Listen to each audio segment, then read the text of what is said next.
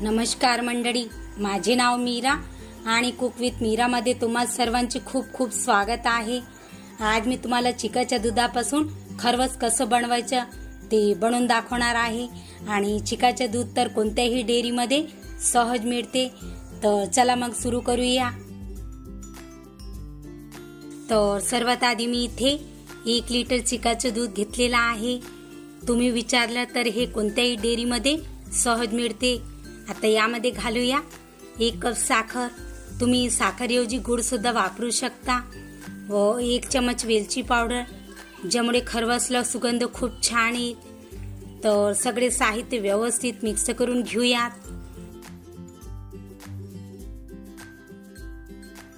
आता यामध्ये घालूया 1 कप म्हशीचं साधं दूध, ज्यामुळे अगदी क्रीमी मलाईसारखं खरवस तयार होईल व खायला खूप चविष्ट लागेल। तर व्यवस्थित मिक्स करून घेऊया।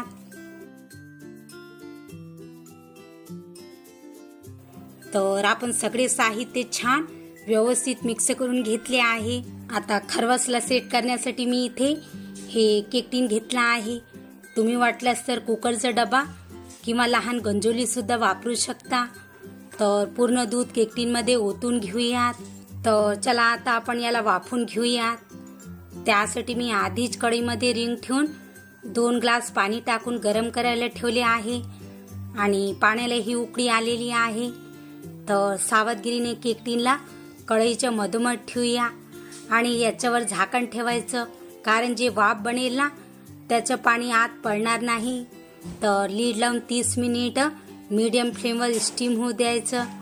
तुम्ही कुकरमध्ये केला ना तर 3 शिट्ट्या केल्या तरी पण चालू शकते। मी याला अर्धा तास स्टीम करून घेत आहे।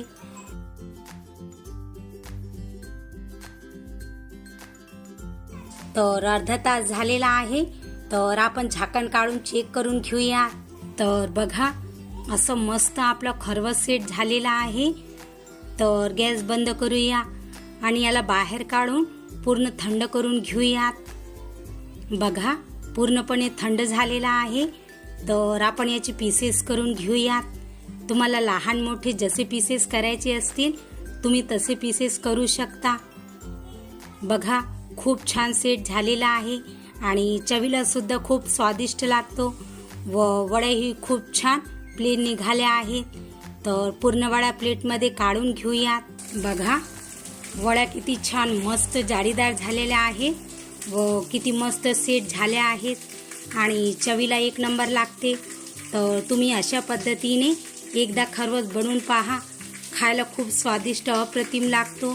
आणि गाईच्या चिकाचा दूध तर कोणत्याही डेअरीमध्ये सहज मिळते। तर तुम्ही हा मलाईदार खरवस एकदा नक्कीच बनवून पहा, तुम्हाला खूप आवडेल। जर तुम्हाला माझी आजची खरवसची रेसिपी आवडली असेल तर व्हिडिओला लाईक आणि शेअर नक्कीच करा आणि चॅनलला सबस्क्राईब करून बेल आयकॉनला प्रेस करा। तर चला पुन्हा भेटूया एका नवीन रेसिपी सोबत। तोपर्यंत मस्त खा आणि स्वस्थ रहा।